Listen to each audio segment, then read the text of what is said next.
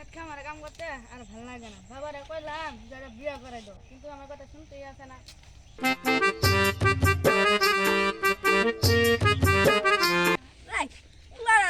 ভালো পাত্রী দেখুন, পাত্রী ডালা কালা তো খুব বাপা আল্লাহ ধনী যাই পুলা যা কই গে যদি মানে তাহলে ঘর শুনছে খাওয়াবো।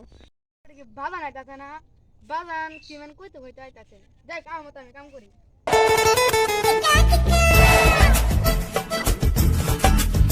হয়েছে বাজার হয়েছে, আর কাম কর না না উঠপড়ে তো কথা কম একটা বাজান তোর নাই আছে না পাত্রী দেখছি, পাত্রী ডালা কালা বাপ মা না মালা ধনী।